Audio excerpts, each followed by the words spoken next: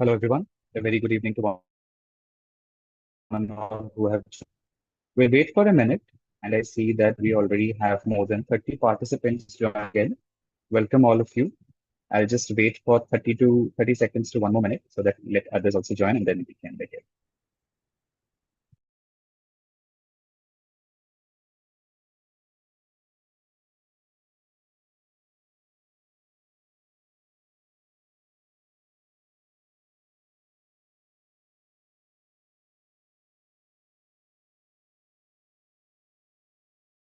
The chat box, where are you joining from? Which city? Which school? That would be really good to know.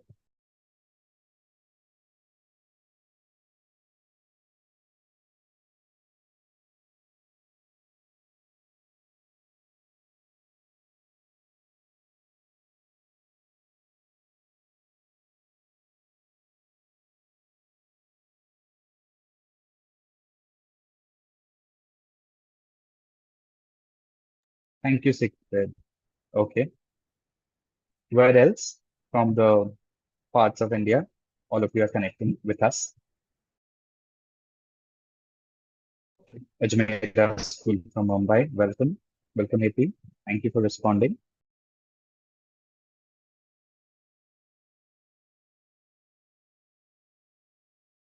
Hello, Vihan from Bombay Scottish School, Powai. Okay. Bhopal, the Sanskar Valley School.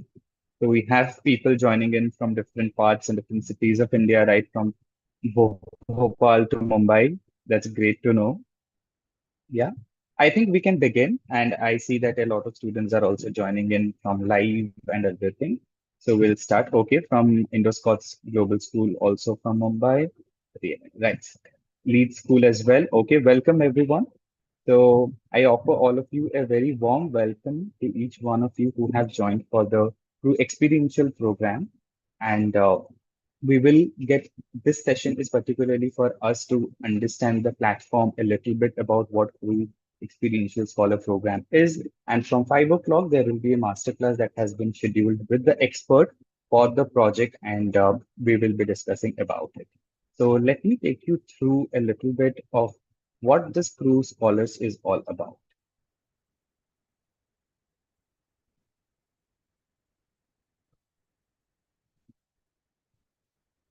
Let me share my screen.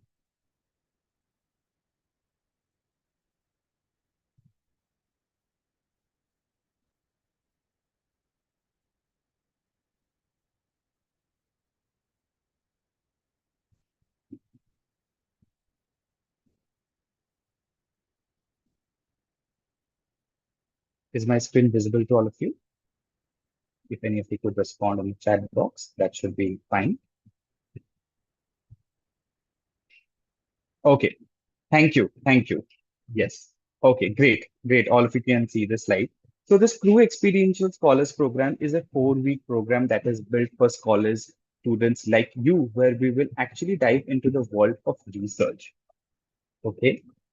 So, what is this program really about and how did we think about it? Is that most students, when they're asked to choose about what do they like in the studies, what is the career path they are going to really choose, and before they have seen actually how the work is, they make a decision. There are multiple factors and multiple people involved in making that decision. And we at True want all of you to be the pioneers and the decision makers yourself by doing exactly what you want to do. And that's how we want to give you an exposure of doing things. So conventionally, going by what others say, what has worked for others, we have developed something which is called this experiential program by Crew, which is more based on research-based thinking. So it is going to be a short-term but an intensive experience where you are going to work on real research problems using research-driven methods, and there will be mentors all along the way who will have spent decades doing their work in the projects that they have chosen. So here you are going to frame questions, you're going to gather evidences, and you're also going to draw conclusions in real disciplines. At Crew, it's not about competition, grades, ranks, prizes, status, or syllabus to memorize. How you're going to learn and what you're going to learn is learning by doing. You're going to think clearly, you're going to frame your research questions, You're going to also weigh your evidences that you'll collect in this process and journey of 4 weeks, and you'll work with uncertainty because that is a part and parcel of the process. And it will help you focus on intellectual honesty and rigor of the world in a research-led problem. And there will be structured feedback for you throughout this 4 weeks journey so that you do not feel left out or in those direction. We will be there at every point in time to help you out. Framing, exploration and iteration, synthesis and deep dive, final presentation and reflection. In foundation and framing part of it, you are going to understand the context, the project of your choice, what you have selected, what really appeals to you, the real world problem that you are deeply passionate about. You're going to understand the context, frame research questions, why this problem, what can be done, and establish framework for exploration with expert kickoff lectures, which is today as we're starting for 2 projects. Going to the next page where you are going to explore and iterate. You're going to deep dive into solutions. You are going to build and test hypotheses. Okay, I have 1, 2, 3 options. Will option A work? Will option B work? And you're going to gather feedback and see the results for yourself. In the third phase of it, you're going to compile your findings. You're going to synthesize the results using a clear research methodology and refine your work with mentor guidance. And lastly, you will be able to design something that answers your real research problem that you have selected right in the beginning. As you can see, we have plethora of options. And this year, as part of the new cohort, we have middle school students from grade 6 to 8 or the middle of school program, like students like all of you who have joined. And the programs or the projects that have been offered in various streams include arts and humanities, where the project is your story, your voice, health, STEM and innovation, which is the 15-minute city, and business entrepreneurship, which is Brand Spark, the youth marketing. These are the pathways for you, and all of you will be able to meet your mentors throughout the project, through the project lectures that will be happening right in 20, 30 minutes. Yeah. And what happens is that when you do this program, you will be able to reason out that what you wanted to know and why you made certain choices and why those certain choices matter. Clarity matters more than polish. It's okay that you will make mistakes, you will stumble upon some things, you'll revise, but that should be how it is because we believe that the output is equally important as the process. And most importantly, you're going to embrace uncertainty, acknowledging that whether you know something or not really does not make a difference, but it's a very essential part of it. So this is what all about the Crew Scholars program is about. But the question becomes for us, where are you going to do all these things? Where are you going to really explore these research questions? Where are you going to frame this research question, meet your mentors? And that is why we have the Crew platform that I will be showcasing and walk you through so that you understand that this becomes your holy Bible, where you come in, you explore, you do your work, you store everything, and this is where all your ideas and creativity get stored in. Let me share my screen and present the portal to all of you.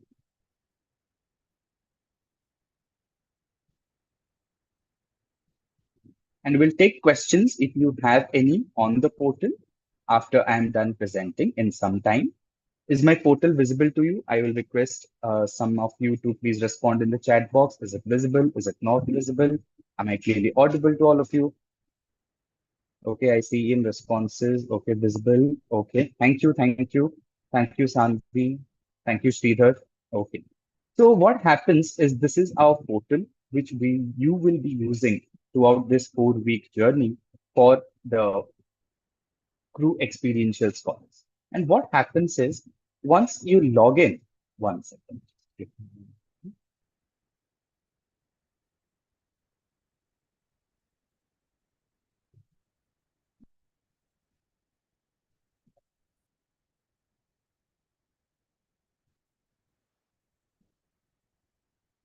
Yes. So once you use your credentials that you must have received on your email IDs, if you haven't, you will be receiving them shortly on the mail IDs that have been shared with us. You will use your mail IDs and password on getcrew.com, and this is the platform that will be visible to you. This is the dashboard that will be visible to you for all of your interface.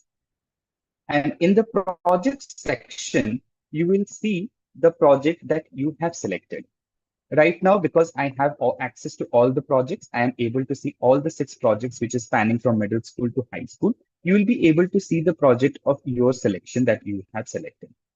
And then let's go to one of the project that we will be working. I'm selecting your story and your choice, your voice. This is where you are going to see what is this project about, what project stream does this really project cater to, whether it is arts, whether it is STEM and innovation, who the expert is, what duration is this, and about the project. This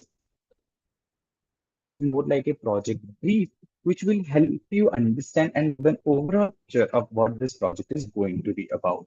Then once you read about the project, please go down. There is an option for view project. Once you click on view project, the platform is going to show you something like this. On the left-hand side of this, if you see, there are different things that I have mentioned, and we are calling them as milestones. So for Crew Experiential Scholars, that you have 6 milestones that all of you need to complete and cover. It starts with a Spark milestone, followed by Discover, the investigation phase, the Idea Hub, the Maker Hub, and My Project Journey. I will take you through each of these milestones to give you an understanding of what is really entailed in these milestones. The Spark milestone starts with a fun fact. Here, before you really dive into the project, there is a fact that is going to come up for you, which is very much related to the project, also to the real world. Remember, we were talking about a real world problem, which is very much research oriented. And this is where the spark and the curiosity starts. You read a fun fact, and once you do it, you have to click on the submit button, and it will show you something like this that is visible on your screen as submitted. And on the left hand side, if you see, there is a tick mark that's coming after fun fact. Once you, because I have already done it, it is showing me submitted, but you have to do it. Then you move to project zero. What is this project zero? This is where you see, think, and really wonder.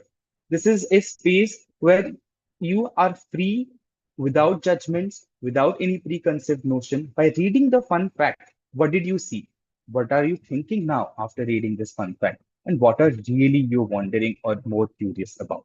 And you have the option over here to type in. And before typing in, you need to make it an edit option. I see that the fact is based around. And I hope you got the drill. This is how we have to do it, and we will update it.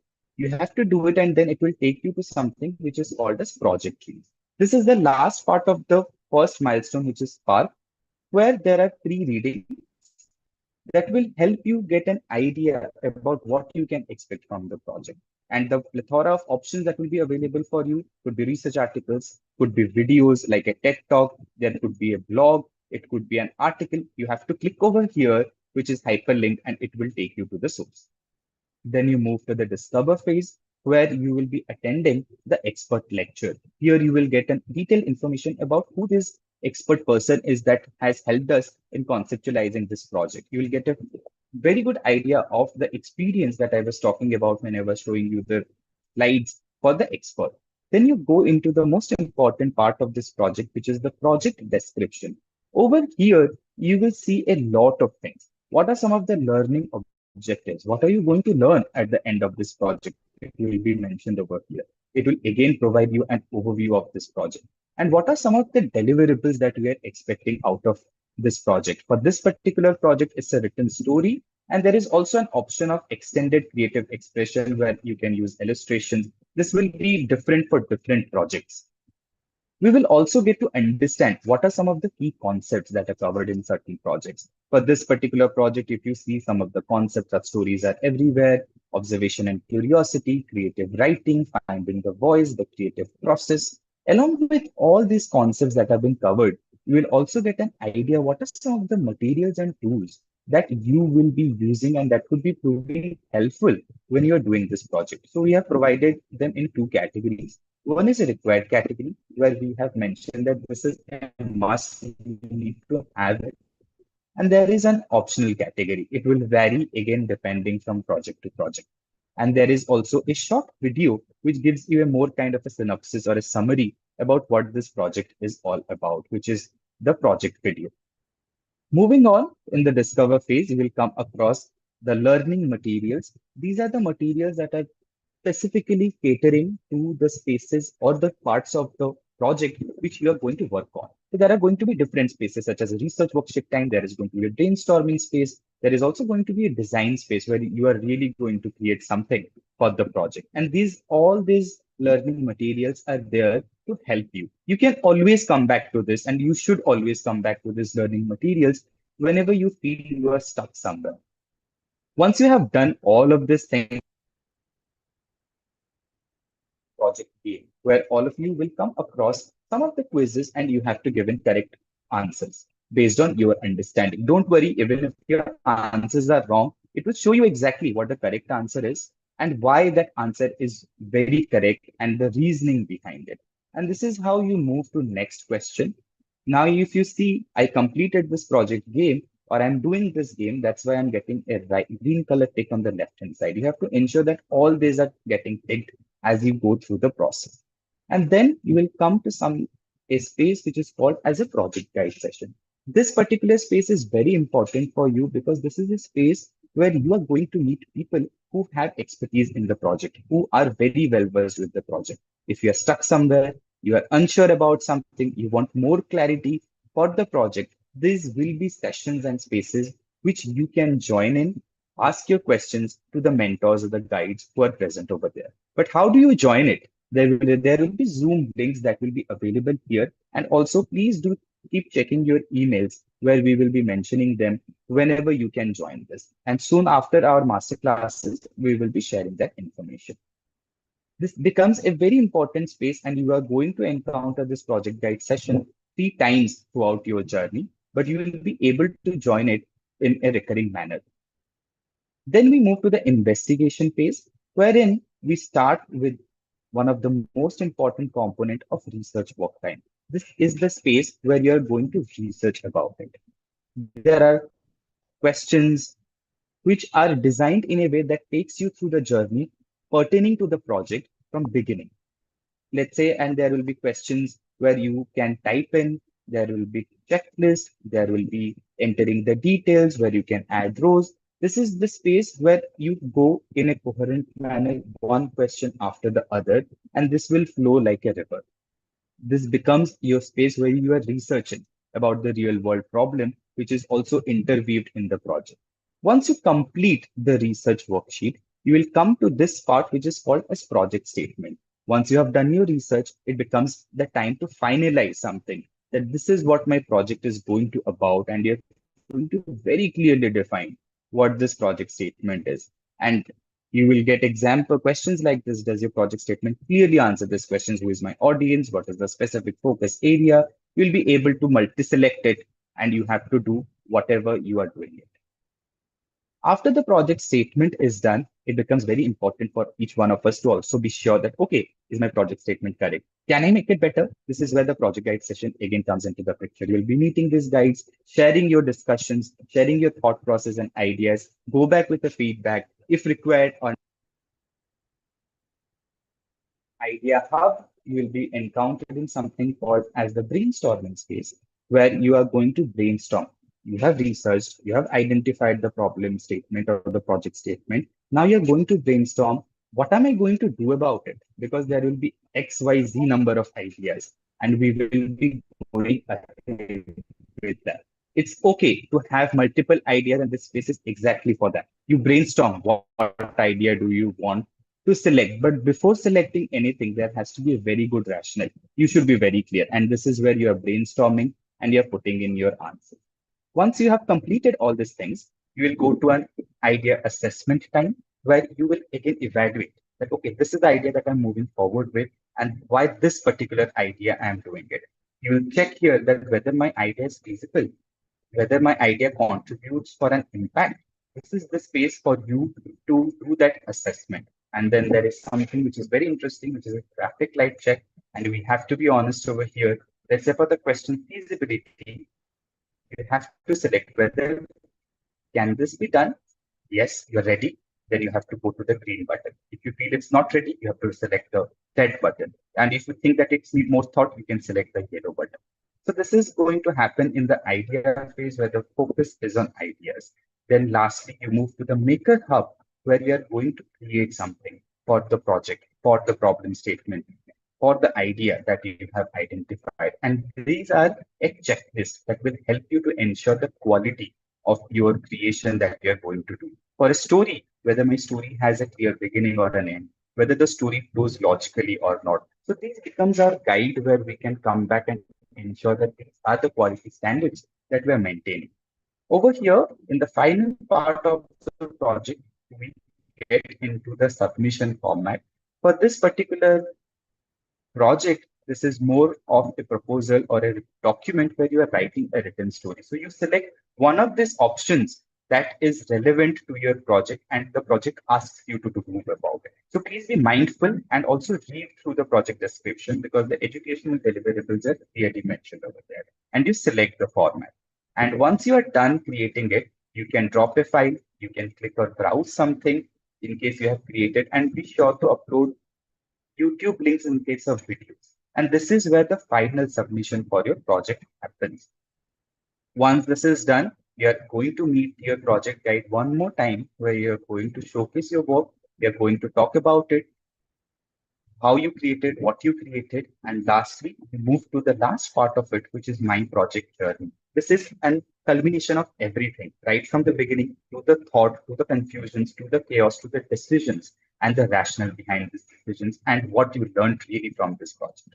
And this is how you're going to encounter some of the questions on it. And you will also understand what are some of the skills that I also built around this project.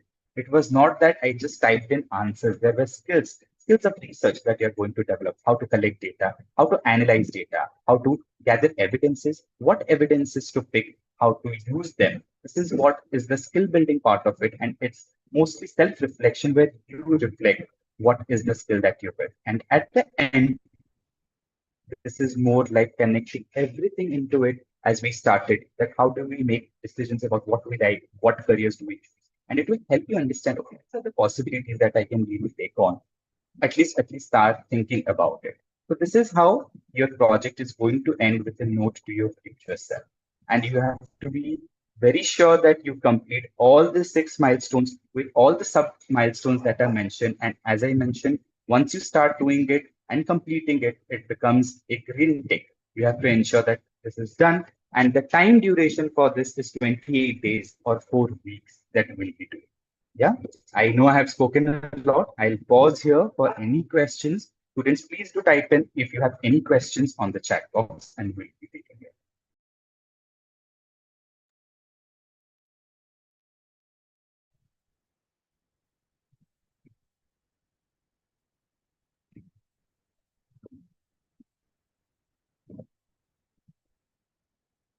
Feel free to ask any questions, any doubts. Once you start exploring this platform, you will get more hang of it. Okay, thank you. Thank you, Dylan, for that. Can this portal only be accessed through laptop? Can we do this in a week? You will be able to access it. It's better that you access it with laptop so that you have a clear visibility of it. So it's better to do that, but you'll be able to access it on your mobile as well. Can we do this in a week? Ideally, you should be doing it in a span of 4 weeks, Isha. But if you are able to move faster, you are able to go through the process faster without compromising on the quality, then definitely you can do it. Yeah. What is the tell the name of the website? Once all of you log in or search crew getcrew.com, it will show you an option of login and sign up, and all of you will be receiving the emails as well. By when are we supposed to complete each part of this dashboard? Like when do we get like the timetable for a week? So we have not kept a deadline based on milestones, but we have kept a deadline based on starting of the project and end of the project. It's the pace because we also acknowledge that students have different paces, how they want to do it. As I was mentioning, it's okay, you can take time in some of the parts of it. If you're able to finish quicker, you will be able to move through. But the starting and the end date remains constant. And if you face any problems, then what will you do? That's a very good question. Tanvi, you can let us know if you have any difficulty over emails. You'll be receiving emails. You will also have your point of contact in schools, your teachers, whom you can all share that, and they will also respond to us. you can definitely let us know and we will be solving it. And please do that. Will there be quizzes along the course? Yes, there was a component for project game time where we will be having quizzes for that as well. I will be moving ahead. After every project, do we have to join the meeting or after? I'm assuming you're asking for the masterclass. If you join in the masterclass, for the project that you have selected in, like say for this particular timing, the project is 15 minutes city. If you have selected for it, please be there. Please join in because the experts are there and you will get much better clarity about the project and the larger theme of this. Is there a deadline to complete? Yes, there is. It's 28 days from the starting of the project. May 7th is what the deadline is for these projects that are starting today. When is the next mentor session? You will be informed about the mentor sessions and all the research associated sessions on your email. Please be mindful and a genuine request, please keep checking your emails. Otherwise, you might miss it on. And there will be also recordings available for all of you those who missed it. But please to make it because the sessions are going to be mandated. What topics are for grade 6 to 8? There are 3 projects, and you'll be able to see that your story, your voice, the 15-minute city, and Brand Spark, the Youth Marketing Challenge. These are the project topics you will be able to get through. We can research the answer or we have to write our own views. That's a very good question because there will be different projects where you will be required to do your own views, and most projects are that. However, in the world of AI, if you're using it, we also have some of the components embedded in it where you have to clearly mention what did you research, what did you get the extract or answer from, what AI was able to do or not. There are some sessions that are during school time. How do we manage that?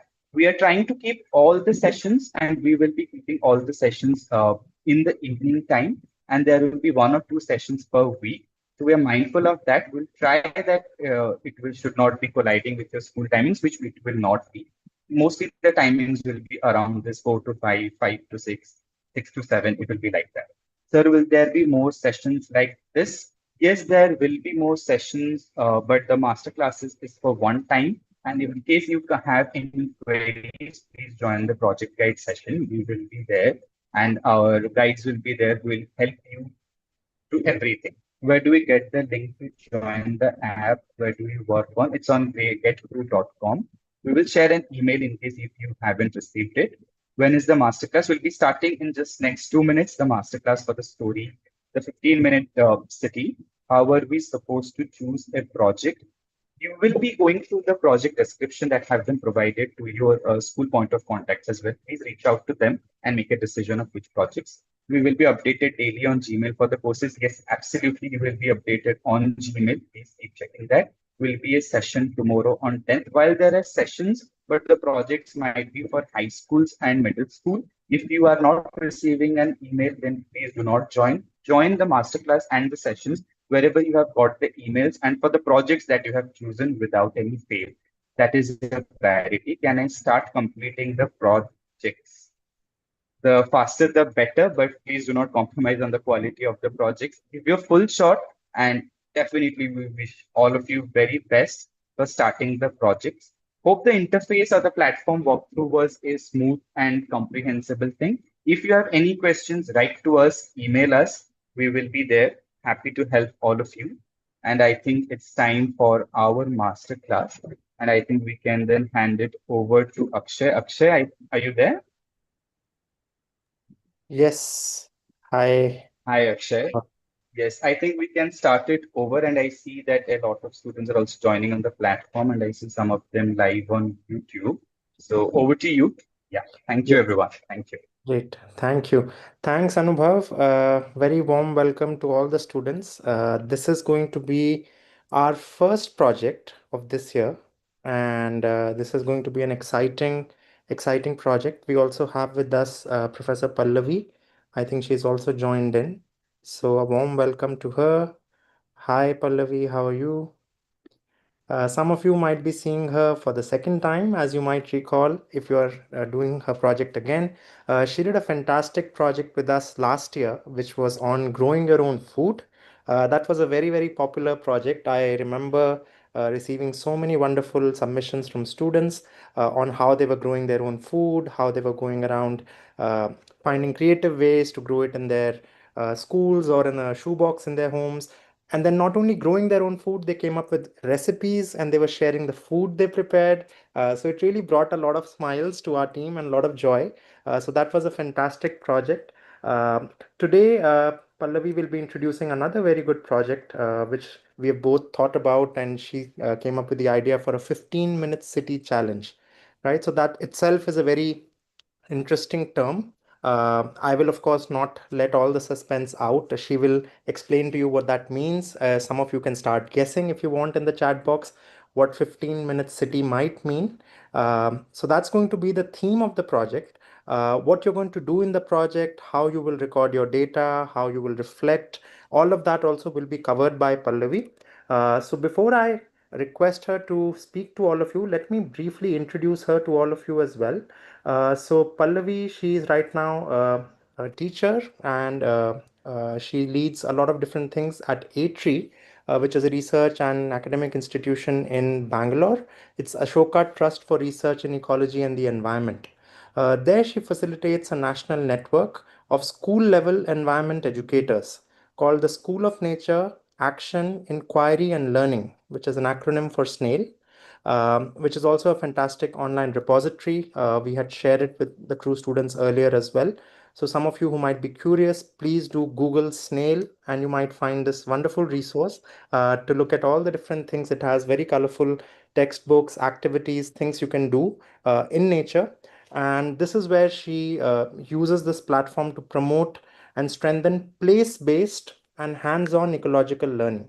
So of course, I will also maybe request her to share a little bit more around that, because that may be a new term for all of you as well, place-based and hands-on ecological learning. So that's what she does. She's been a practitioner scholar for many, many years. She's taught at Azim Premji University for a decade. She's also led different projects, one of which was called Living Utopias, which is a community-based educational initiative, and also the Ragi project, which she talked about last time, where she worked a lot of with schools on millet farming, right? So that's a broad introduction. And Pallavi, feel free to add on if I miss something. And with that, I will pass it on to you to talk to the students. Just before this, Anubhav was taking them through the project portal.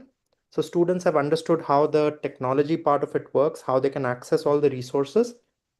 And in your lecture, you can share with them what this 15-minute challenge is and what they're supposed to do in the project. So that is going to be the agenda, roughly half an hour perhaps to cover some of the slides. And then last 30 minutes we can keep as Q&A because some of the students might have questions as well. All right, so with that, over to you, Pallavi. Thank you, Akshay, and thank you, crew, again for inviting me. It was so nice to read your reflections, those of you who were here last year. And I was so enthused, and I think that let's give it a shot again. Let's see what you will get out of this masterclass today and see how you will carry this project forward. So my name is Pallavi, and I work in an environment organization which is based in Bangalore. I want to have a very quick, show of hands. I don't think that is possible, but if you can tell me, is there anybody who does not live in an Indian city? Is there anybody logging in, or are we all city dwellers? I'm so glad you're excited. Let's see. Okay, I hope I do justice. Huh? Oh, somebody's from Indonesia. Very nice. Bandung, Indonesia. Okay, so city dweller. Anybody who's not from a city, who's living in a farm or a peri-urban area or a rural area?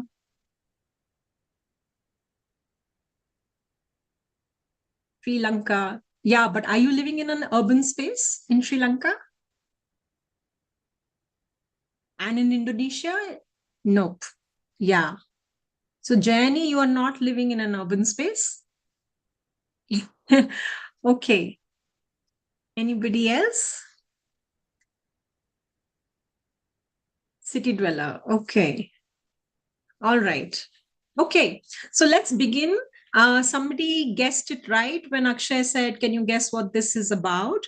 But let me just share my slides and then we will pause in Uttar Pradesh. Okay. Avya, do you live in a city in Uttar Pradesh? Yeah, type and I'll just share in the meantime.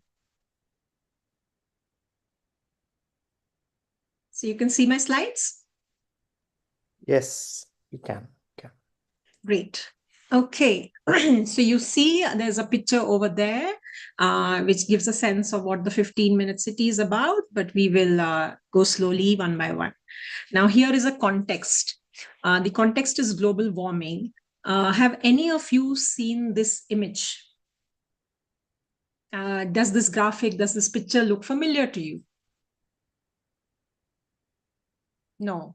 Yes, no, yes. No. Okay. Okay, good. I'm glad not many of you know this. So let me go ahead and uh, take this further. Okay, so these are called the climate stripes or the warming stripes. And there's a very nice campaign, hashtag show your stripes. And last year it happened in June 21. Basically, this imagery, this graphic is created by this climate scientist called Ed Hawkins, who is at the National Center for Atmospheric Science, along with a group of his colleagues. And it's a visual representation of annual temperature over the past years. So the blue indicates cool years, and as you go towards the current times, every band of color represents the heat in that year. And you can see the stripes move from blue to red. Let's see it again.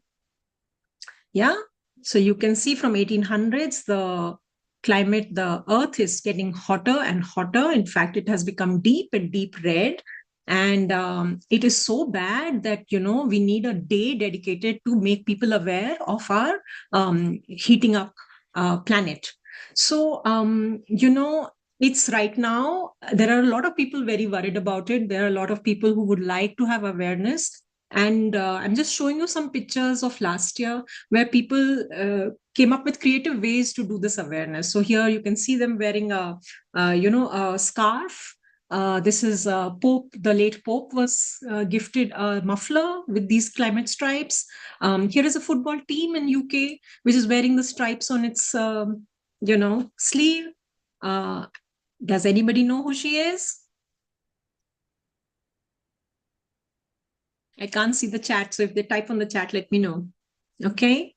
Yes, I will. Yes, Greta Thunberg, a lot of people are. Yes. Yeah. Yes. So this is her famous climate book, and the cover of the book was what this image was made. I mean, the image was made to time with the publicity of this book, the climate book. And you can see, right, the warming planet from blue to red.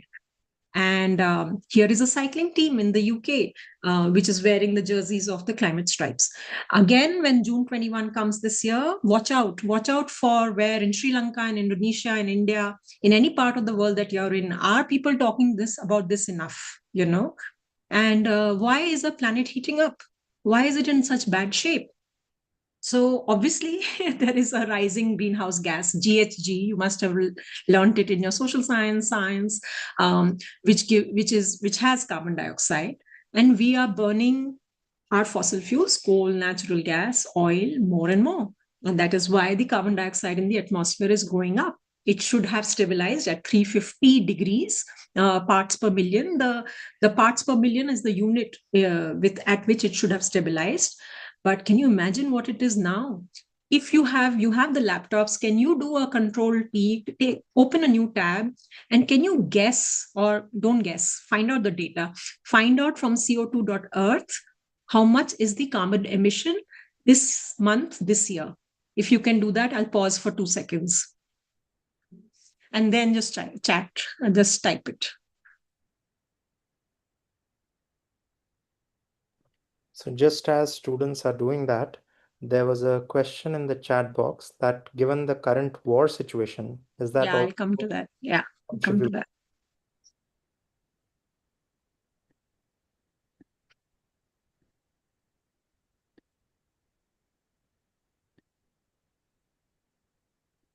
Let's see if you can do co2.earth and find out the April emissions. Remember, it should have been 350.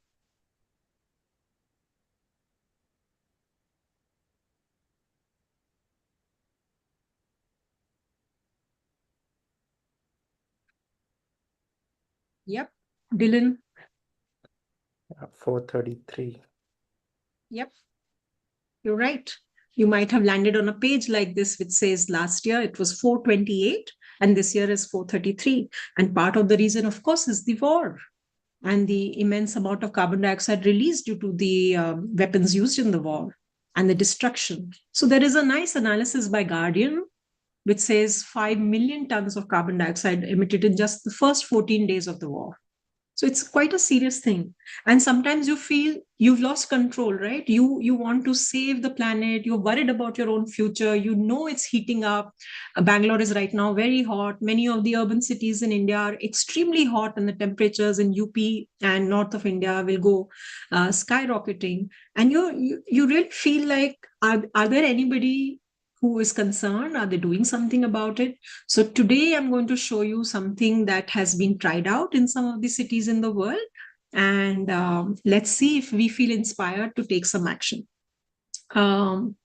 Many of us are urban folks, right? So if you can tell me one way you can personally reduce your carbon emissions. And if you can type it in the chat box. Before we come to what we can do in a larger scale, if you can tell me personally, what do you think you can do?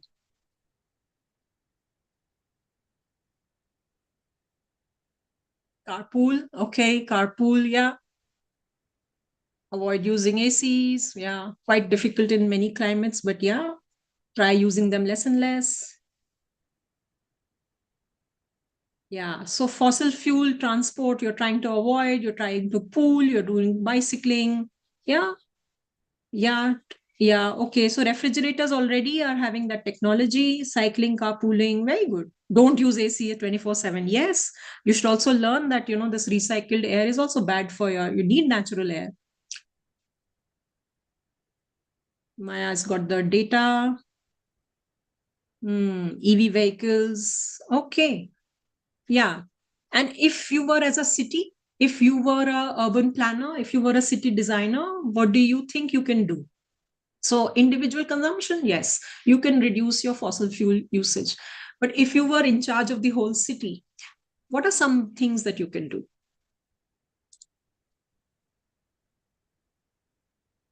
You use renewable. So as a city mayor or somebody who's in charge, what if you are the Mamdani of New York? Do not use electricity. Yeah, that's personal. You will expand cycling tracks. Very good. Raise awareness. Very good. No industries in the city. Let the rural people have the heat. Okay.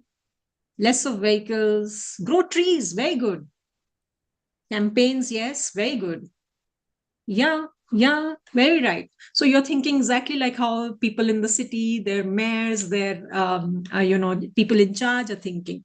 So there was this one very interesting concept called 15-minute city, and this was introduced around the COVID time in Paris. And the Carlos Morena, he is the urban designer who helped the mayor to come up with this idea, the 15-minute city. I'm going to show you a picture. Can you see this? Can you see that the city is divided into learning, work, stock up, and get around? And you can see this is 15 minutes, this is 15 minutes. You can walk. So what are you seeing in this figure? I know what I'm seeing. I'm just curious. What can you make out in this figure? So all essential services are nearby. Very good, Vihan. Easily accessible. Yes, necessities, right? Not luxuries, but necessary. Very good, Vedan. Very good. Quick transport, walking in less distance. Excellent. Yes.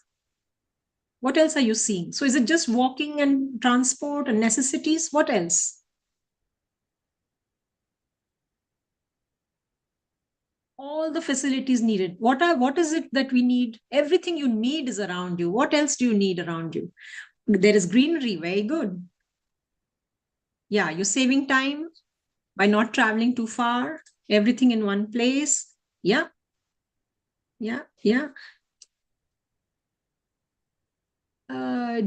Do you see this part of getting around? Do you see them doing leisure, healthy activities? Do you see them meeting people? Yeah. Yeah. So it's not just like doing bare necessity. You're also having a fulfilling social life in accessible distances. So 15-minute city, you, I think, got it right. A city where most daily needs can be met within either a 15-minute walk, a 15-minute cycle, or a 15-minute public transport commute. And what are you meeting the needs of? You're meeting the needs of your education. You know, you must be going for classes, you go to school, you go to work, you go for shopping, you go for healthcare and leisure. Don't forget leisure. You also have a social life, right? So all this, if it can come in a nice neighborhood, that is what this concept is about. And why does it matter? Why does this matter so much in the context that I'm talking about? One is, I think one of you has already mentioned, it saves time. It's time reducing. It reduces pollution. It improves health. Yeah, you guys are saying it. Okay, let me wait till you say it. Convenience, pollution, healthy life. Very good. Less cars, all aspects of life. Very good. A balance. Very nice. A balance of what, Heti? If you can save money, yes, very important. Less pollution or no pollution. Yeah, Sanvi and Nyainesha have said it. Less carbon emission. Absolutely. Yeah, you guys are getting it. Very good. So it's a no-brainer, right? It makes sense. It also builds a community. So in many of Indian cities, you know, when you go around in your own local neighborhood, you get to know the grocer, you get to know the vegetable vendor, you get to know people who are doing the ironing of your clothes, and you start making a connection. Now, that is also a very important connection because you really value what they bring as labor to your life and what you bring as a customer to their life. And you have these conversations. Of course, when you order from Blinkit or Insta, I'm talking about the Indian context. If you order from all this, which also have the 15-minute tag or a 10-minute tag, you know, in fact, the law in India has now asked them to remove the 10-minute because that gives a sense of an urgency. But that's not what this concept is about. That is a capitalist idea that is saying that, oh, in 10 minutes in a jiffy, you will get all your stuff.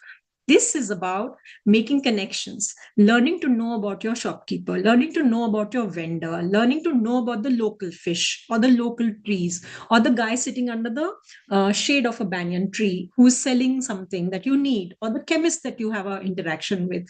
So the idea was that, you know, you grow localism, you grow something called conviviality, you make friendships, and you learn about each other. So this was the idea. Now I'm going to ask you, what are some of the not so good things about this concept? Think about it. You actually interact with people, meet in person, connecting with people. Yep, absolutely. What can be some of the limitations? Chaotic. Yeah, in car rides, they're so short, you can't yak. That's true, Vedant. Yeah.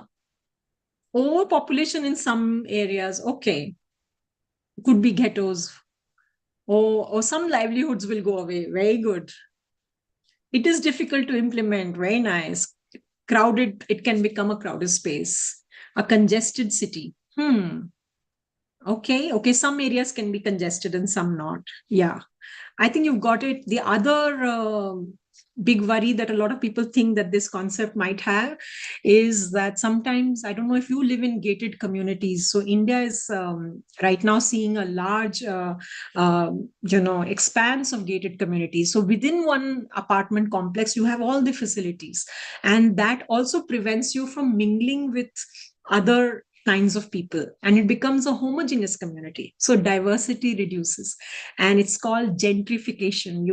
You live in a class bubble. You do not meet people who are not from your class, caste, religion, and it reduces interplay between people. So those are some dangers to watch out for. I will share this slide with the crew team that will share it with you, and I have given a link to a very nice article that discusses this danger in detail. Yeah. Okay. So I come back to this. This is 15-minute city of Paris. We have seen this image. And just for some data that somebody put up in Guardian newspaper, that they compared, different kinds of cities around the world. And they said, on foot, what are some of the key services and amenities in minutes? So in Zurich, you take the least amount, to get access to your key services. In one of the US cities, you take the most amount. In fact, you might have to drive more than 45 minutes away to get access to good services. Mumbai, I'm a bit surprised at this data, and I would have liked to know what is it that they have looked at in Mumbai, because my imagination of Bombay is that it is quite a accessible city. So this seems like an outlier to an Indian, but this is some data that I'm sharing with you that came out in a newspaper report. Other versions of this idea. So it's not a new idea. It has happened across. It's a controversial idea. There's even something called 1 mile city in Italy. There is a 15-minute walkable neighborhood idea in Shanghai, in China. In Melbourne and Portland, there is something called a 20-minute city that the mayors decided. There's a 1-minute city in Sweden, which says, can you redesign your street that within 1 minute you can reach something? And as I told you, it has some dangers too. So whenever you hear any concept which talks about localization, of reducing footprint, as a good researcher, as somebody who's critical social scientist in training, you should always ask for whom and what is the purpose. What is the purpose of having any such interesting urban design? Is it that brings people together? Is it that reduces carbon footprint? Or is it services for us, only a certain kind of neighborhoods and people? So when you keep that lens in mind or keep that idea in mind, you can always analyze any exciting sustainability related concept. In this case, this seems like an urban planning innovation. And somebody already said it's very difficult to implement. Why is that? Because people usually, the minute you say, stick to 15-minute city, don't go outside, people feel that they're being forced. It's not coming out of voluntarism. So there was a backlash to this idea in Oxford when they started out. During COVID, they said that let's reduce our carbon footprint.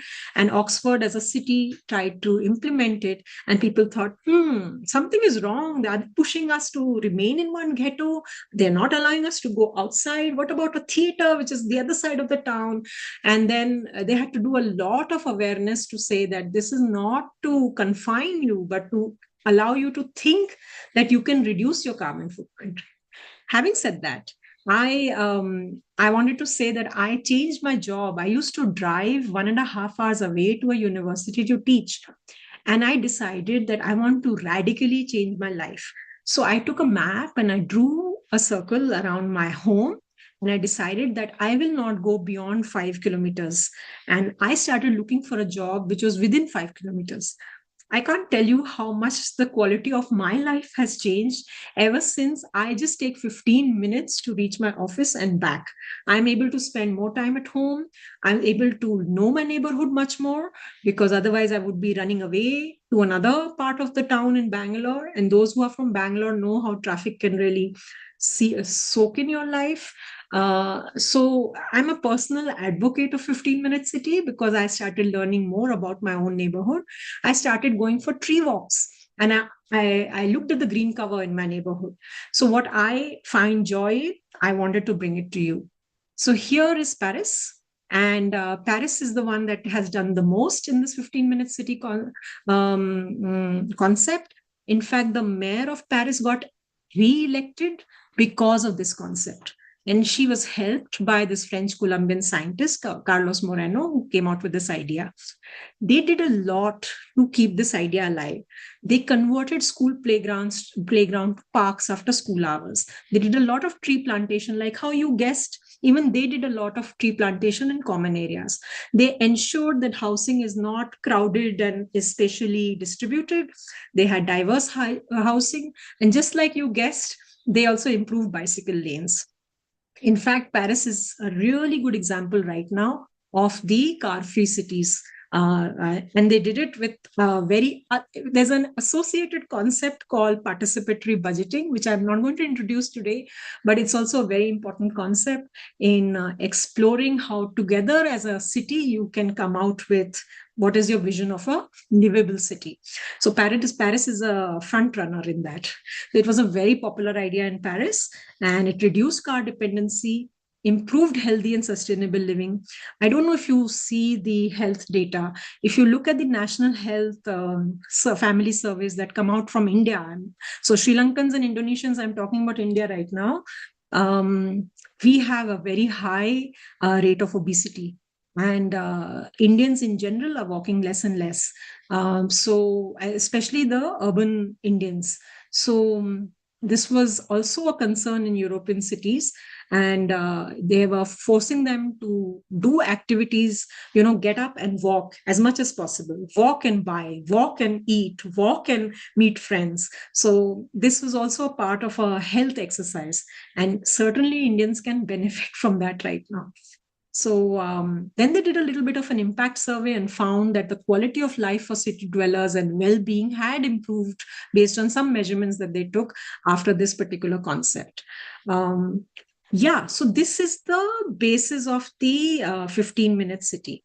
And I worked with the crew team to see if you can convert this into a little project, a fun project that you can do within the week. But before I move into that, I was going to ask you, do you have any questions or comments to make? And while you have that thing in mind, I'm just going to read your comments. It can harm other businesses, okay? Dylan is worried about inbreeding, okay. Okay.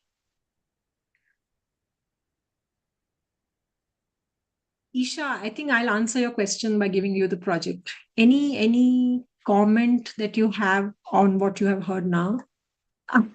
Yeah, sometimes it's good for car companies to lose business because right now they're really on the streets. Have you seen the streets? There's hardly any space for anybody else other than the cars, So, yeah, I'm not very congenial about that.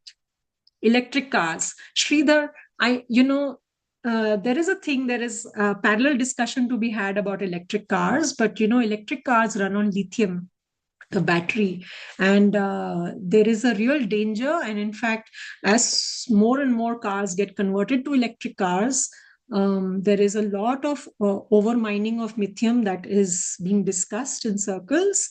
And in India, there is actually a village that has in Jammu and Kashmir that has been declared as the first lithium village. So if you have mineral under your land, you can imagine what is going to be. You're going to be chucked out, right?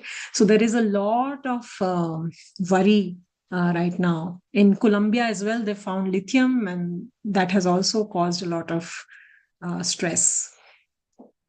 Is private or public vehicles good for urban city? I will let you answer this question based on the project that you will do. Okay. You cannot have railway stations and airports, sure, but we are not asking you to take a flight to the next neighborhood.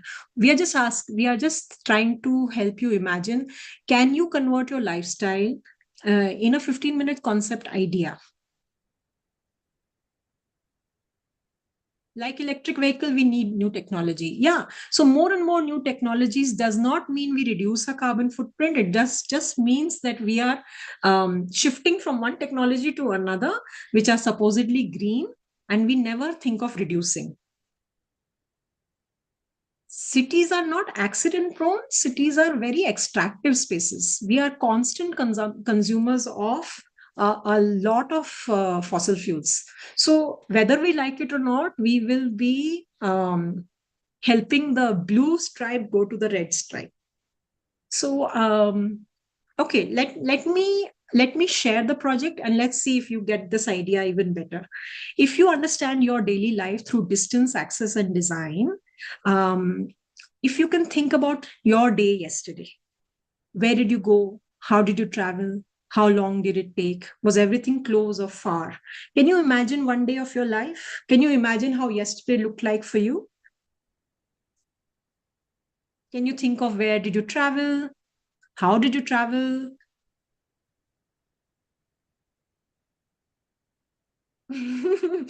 We'll say cheers to the idea. Okay.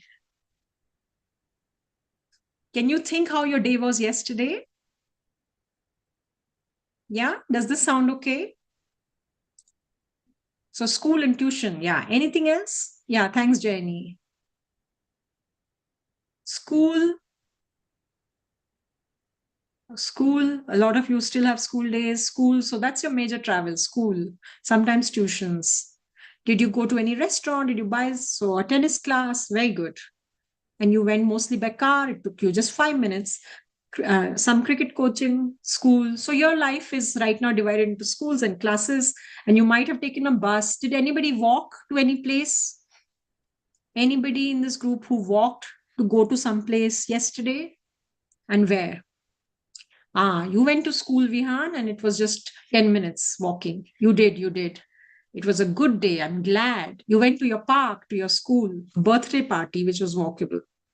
Or no footpath. Maya, yeah. So that's part of the assignment for you. You wish you could have walked. Okay. You walk to the playground. Yeah. So, okay. So you are already doing something which is far or less, or, you start to think about how you're commuting to things that affect your life. Okay. Now you imagine a city where you can walk or cycle to almost everywhere. Almost in the time that we take to drink a tea or drink some or have a breakfast, you are actually able to walk or go or cycle or in a fossil fuel free transport somewhere. And to have these amenities nearby without the need for a private vehicle, how will life look like? How do you imagine the life looking like? So those who are walking, you went to a cousin's, you walked to a playground. Easy. Yeah. Pollution free. Yes. Won't it be okay? We'll come to the crowded part. Easy and simple, Maya is saying. Convenient. Yeah, you don't have to depend on an auto. If you're from Bangalore, you have to really argue with the auto. Might have some health benefits. You'll get exercise. It'll look different. Easy, healthy, simple, convenient. Thank you. Safe. Yeah, okay, safe. Let's see. Very good. What would your work be like? And maybe if you think about your parents now, what would your work be like? Let's ask the crew team, huh? If you walk to your workplace, many of them are online. But imagine if you're walking to your workplace, how would it look like? What about the noises of the vehicle? What will the culture be like if you continue walking every day to your work and back? What is the state of roads be like? Who will be happiest? And who will oppose it the most? Tell me, who will oppose this? This is such a simple, easy, convenient idea. Who do you think will oppose it the most? Some of you have already hinted. Dylan will oppose it. Closed off and claustrophobic, but that's okay. You love staring at, Avik, you're like me. I love staring at trees. It might be boring. Yes, Vedant, you got it. The ones who will hate it the most are the car manufacturers because nobody's taking up the car. Environment will be very nice, Saptarshi, very nice. Supported a green others, companies. You might get extra time. Very nice. Yeah, so you're getting it. Yeah. So this is, I talked about the Oxford 2023 protests. You must Google it at some point. It was quite controversial. Even though you thought that this was an easy idea, people felt it was just like you, some of your feeling is restricting movement, it's limiting freedom. So what people started saying is you have to present this idea well to people. You have to explain it well. And sessions like Cruise team and what we are doing, and you are interacting, this is more important to have rather than having a top-down idea on people. So this week, or I don't know when the crew team will give you the worksheet, but whenever you are ready to do this project, you will find out 3 things. Yeah, you have 3 tasks. You have to track your daily life, you have to explore your neighborhood, including trees, and you have to calculate your eco miles. So when you track your daily life for 7 days, including the weekend, keep in mind, where are you going? How are you traveling? Time taken, distance. They will give you a worksheet in which you have to fill this up. I've given a suggested table from this, but they will give it to you. just keep it in mind. Keep your 7-day record. It's like a transport diary of yourself, right? And make it fun. You could just take a picture, you can record, you can draw, you can make some art, have fun while doing it. Don't think of it as a boring project of crew, huh? You've joined this program, so ensure you're also having fun with it. Walk around your area. Just make sure within a 15-20 minute radius, what exists in your neighborhood. Are there shops, schools, parks, clinics, transport, flowers, bees, trees?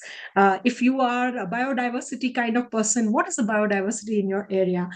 Take as many pictures as you feel like, and share them in a journal, which cruise team will tell you how to share it. But observe for any, and you'll soon go to your colleges, you'll soon go to universities. Observation is a skill that you must hone from the very beginning, and that will really help you in life as well, because the more you observe, the more you're able to analyze, but that's your data. Nobody can take your data away from you. Okay. And find out what is missing. One of you mentioned, I think Maya was mentioning, is it safe or something? Safe walking paths. Many cities in India don't have safe walking paths.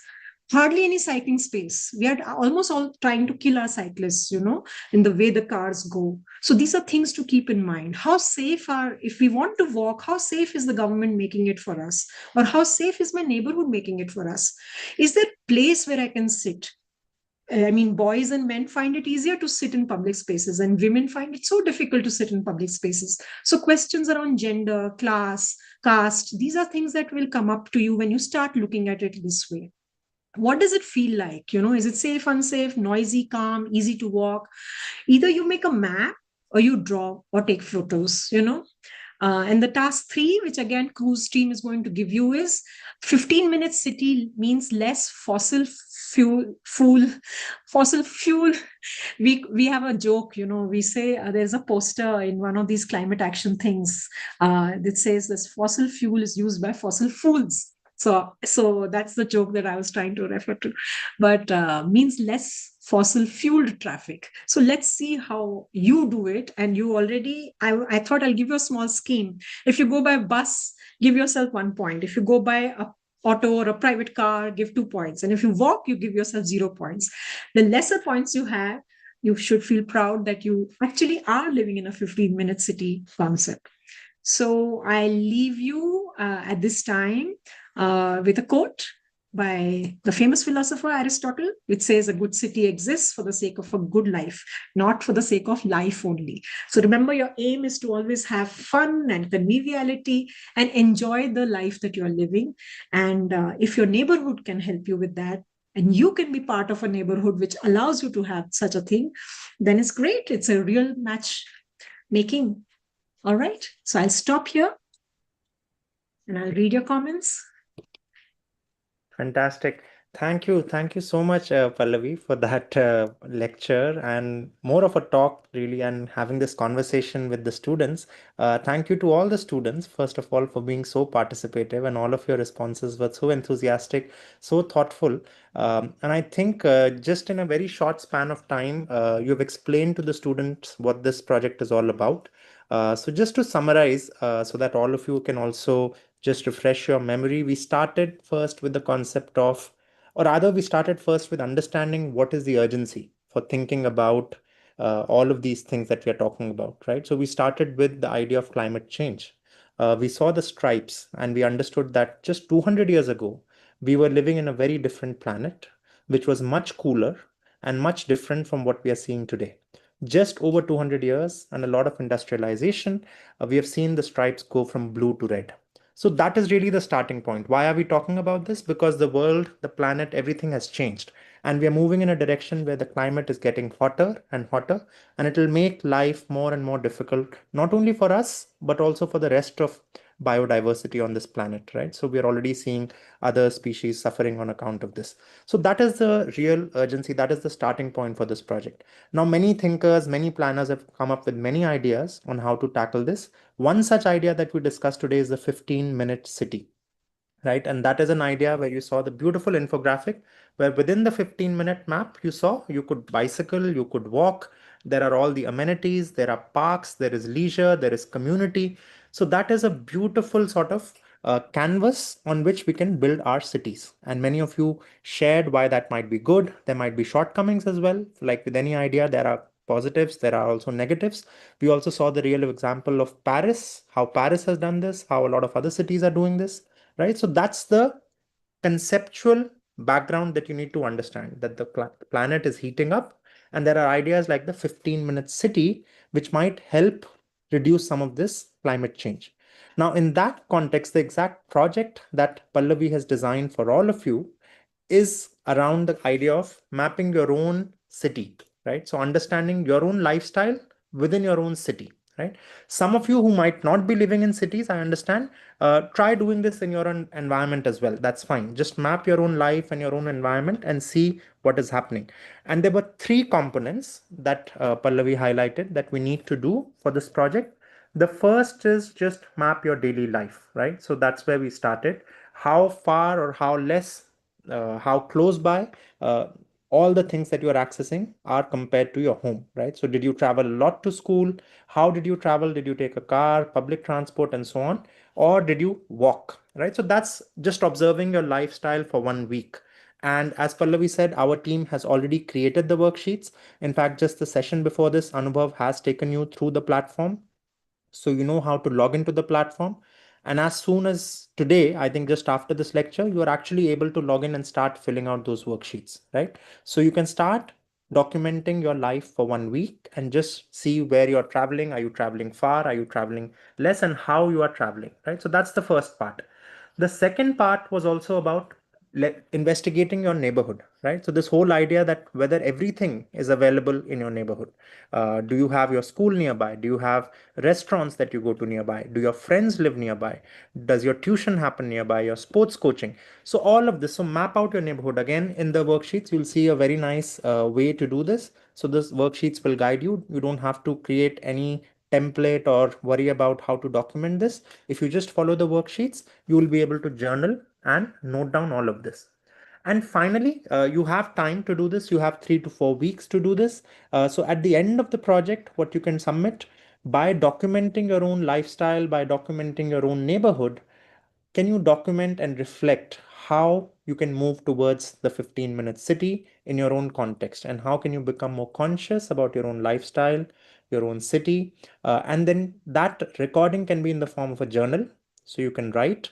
Or there's also for the creative folks who want to do something different, there's a possibility if you want to create a short film, it could be a 2 to 3 minute film. So you document how you're living your daily life and how you're, as Pallavi said, you can take photos. So you can create a collage, a montage of photos, or you can actually record some of the things that you're doing. So you can also submit a short video. So that's the idea. 15-minute city, document your lifestyle, document your own neighborhood, and then create a short reflection. It could be a journal which is written, or it could be a short film, right? And all of it you can access through the Crew platform, which already you know how to access, and all the worksheets are going to be available there, right? So I hope I've tried to summarize today's lecture and the project. Now, moving on to questions, I know Pallavi might also be answering them live as we go along. So some of the questions might also already be answered in the chat box. But we'll take the next perhaps 7-8 minutes. We have another project after this at 6 p.m. So we'd like to close slightly early by 5:50, 5:55. So let's take 7-8 minutes to take up more questions.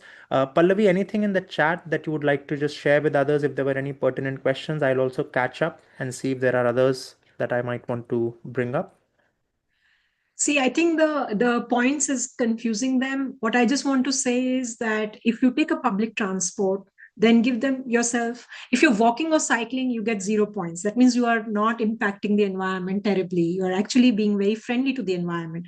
If you take a diesel bus, which has 20, 25 kids, or if you take a public transport bus, give yourself slightly higher points. You are impacting the environment slightly. But if you're taking a private car, an auto, anything which is run on fossil fuels, including gas, CNG, you are impacting the environment a little bit more. So in that sense, the gradation was 0, 1, 2. But if that is not working for you, drop it. Our intention, Crew's and my intention, is that you just figure out how much of impact you have on the environment just after a week long data. That's it. That's our aim. So don't get hassled with this point system that we just created as a simple tool.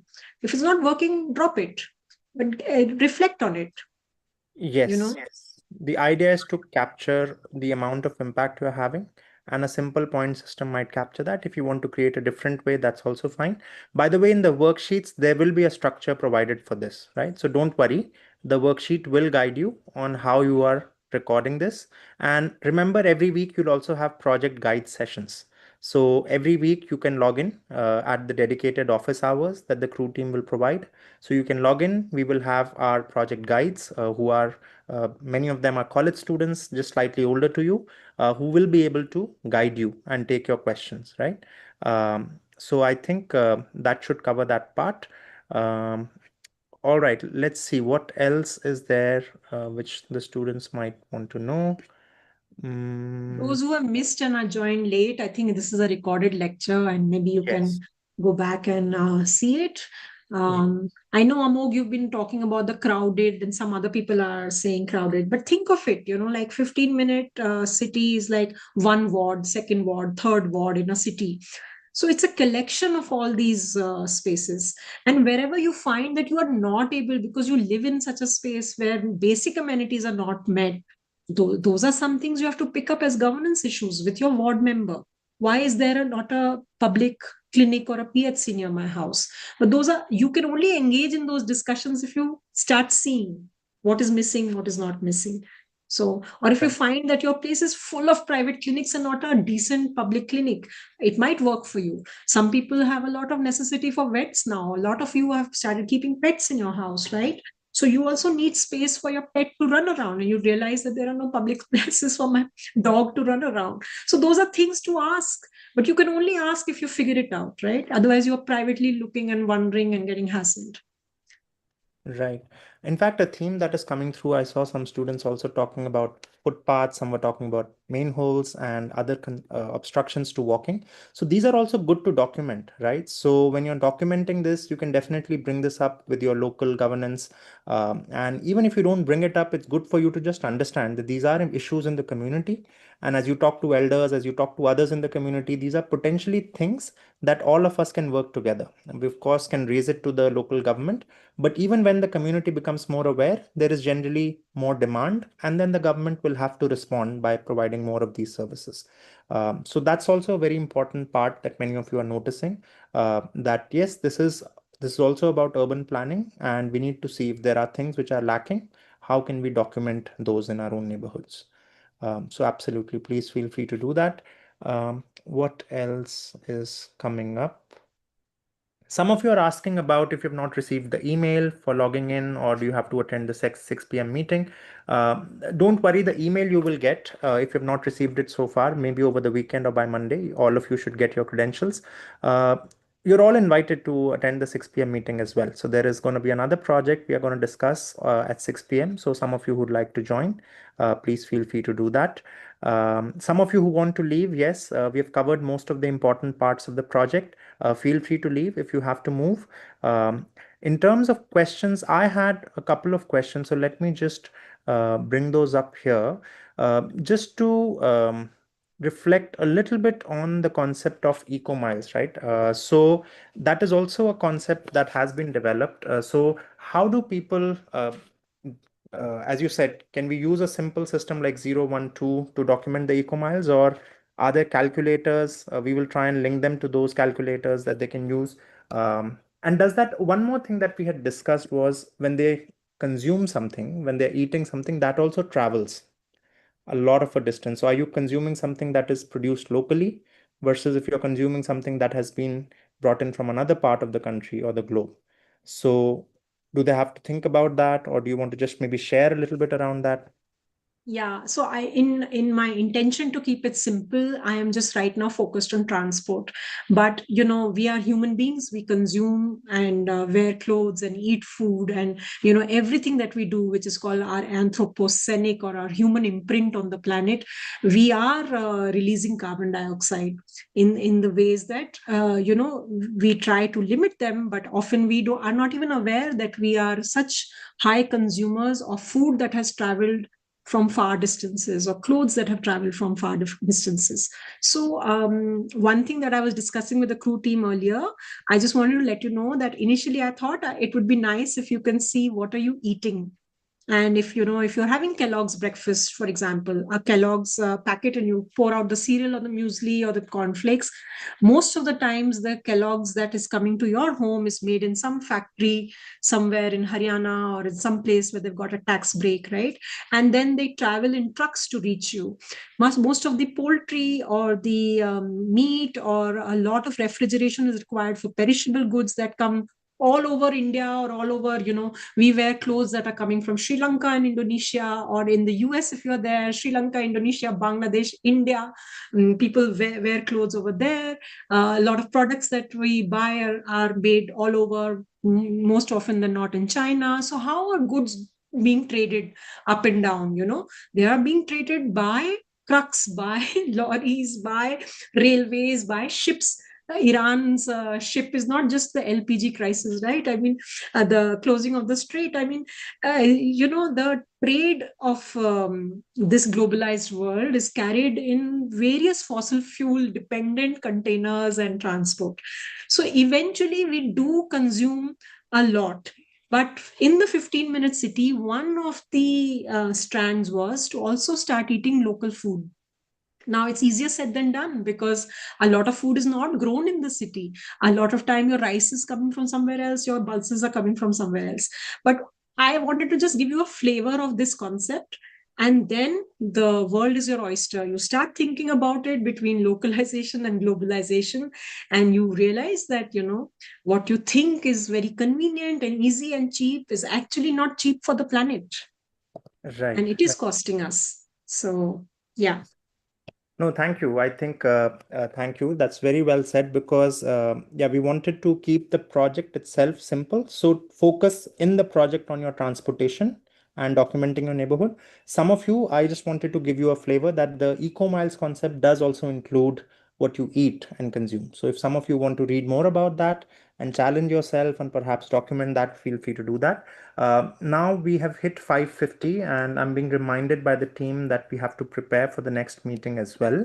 So we will close it. Perhaps just as a last note, I'll ask maybe one final question to Pallavi, and then we'll close it.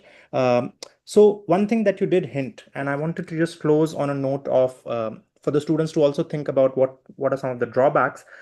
So when we say that the neighborhood becomes very walkable and green, will property prices go up?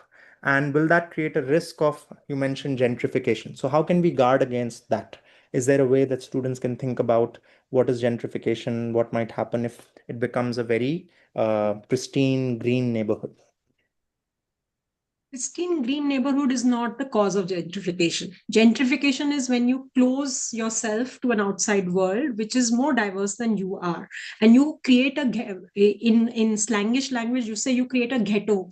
Ghetto is usually used for marginalized communities. In this case, I'm using it for a certain class that has made life easy. So a lot of these Shobha cities, Bhartiya cities, these builders who build these ghettos have a shop in between, have everything, all the conveniences in between at monopolized prices. That is not what is 15-minute city. So I'm saying that sometimes people co-opt terms. They co-opt the localization concept and use it to influence their builder, their property prices. That is not what 15-minute city is about. The intention is very different.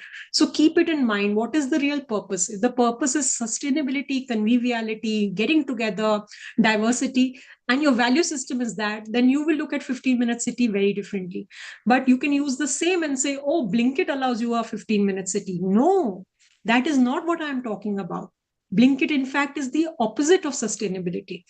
Therefore, you have to always have that lens that what is it for? What is the purpose? And that is a good note to end. I don't want to eat into your 6 o'clock time. But it's very important as you grow up and you go to universities for future studies, keep those questions in mind about the value system. What are you using this for? Yes. All right, I'm very excited. I hope you have fun while filling the worksheet. Crew team shares them with me, so I'll be very curious to see what you're writing. And thank you Yes. so much for listening. Thank you. Thank you so much once again, Pallavi, and thank you to all the students for tuning in. And we're all excited to see what all of you document and share with us. All right. Thank you so much. Bye-bye. Bye. Bye. Thank you.